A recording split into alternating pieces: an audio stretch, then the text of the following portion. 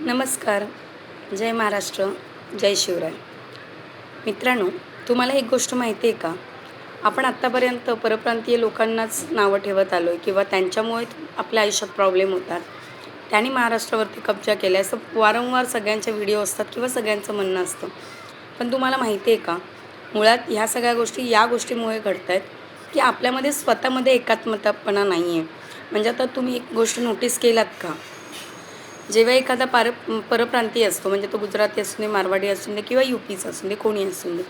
त्याने स्वतःने एखादा कोणता व्यवसाय केला, एखादा धंदा टाकला, एखादं दुकान टाकलं, तर तो त्याच्याच एरियामध्ये, त्याच्याच आजूबाजूला, त्याच्याच गावाला, त्याचाच रिलेशनवाला यांना त्या धंद्यात परत उतरवतो. म्हणजे व्यवसायामध्ये वाढ करतात ती लोकं त्यांच्या इकडच्याच लोकांना पुन्हा बोलवून.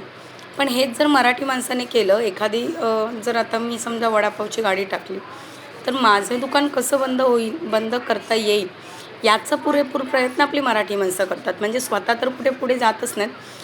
क्वचित जर कोण दुसरा पुढे जायचा प्रयत्न करत असेल, तर त्याला पण तिथेच थांबवलं जातं. मग आता याच्यामध्ये सांगा परप्रांतीयांची चूक कुठे आली? मुळात आपल्यामध्येच एकात्मतापणा नाही आहे. आपण कधी कोणाचं चांगलं बघू शकत नाही. म्हणजे जर एखादा पुढे चालला आहे, तर त्याला पाय ओढून कसा मागे खेचायचा, ही फक्त आपल्या मराठी माणसांची एक वृत्ती बनलेली आहे आणि त्याच्यामुळे आपण स्वतः मागे राहिलो. त्याच्यामुळे मला असं वाटत नाही, की ते दुसऱ्याला बोलून, की दुसरे आले म्हणून आपण मागे राहिलो, तर नाही आहे. तुम्हाला पुढे जायला कोण नाही बोललं आहे का? तुम्हाला व्यवसाय करायला नाही कोण बोललं आहे? जर तुम्ही एखाद्या दुसऱ्या लोकांकडे गेलात ना, हे करायला, ज्या दिवशी ती लोकं त्यांच्या दुकानाचं ओपनिंग करतात ना, तेव्हा त्यांच्याच म्हणजे कम्युनिटीवाले, त्यांच्याच गाववाले वगैरे लोकं असतात ना, त्यांना छान प्रकारे हेल्प करतात. म्हणजे पैसे देऊन वगैरे हेल्प करतात. सुरुवातीला असं काही बुके वगैरे नेऊन करत नाहीत. म्हणजे मोठेपणा दाखवत नाही का? तर सुरुवातीला 2-3 महिना त्यांचा नाहीच धंदा चालला, नाही दुकान चाललं. त्या ॲटलीस्ट होणाऱ्या तोट्यापासून ते स्वतःला सावरू शकतात म्हणून आर्थिक मदत करतात. आणि आपल्याकडे काय असतं, कोणी कोणाला आर्थिक मदत करत नाही. बुके घेऊन जाणार, स्टाईल मारणार, फोटो काढणार आणि येणार.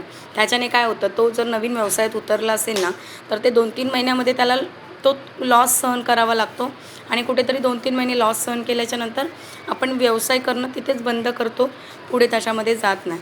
तर हा फरक असतो मेंटॅलिटीमध्ये आणि विचार करण्यामध्ये. तर सगळ्यात पहिल्यांदा आपले विचार बदला. आपल्या लोकांना जेवढं जास्तीत जास्त होईल तेवढं सपोर्ट करायला शिका. मग बघा मराठी माणसं पुढे जातील आणि बाकीचे जिथून जिथून आलेत ती लोकं त्यांच्या इथे परत जातील. जय महाराष्ट्र, जय शिवराय.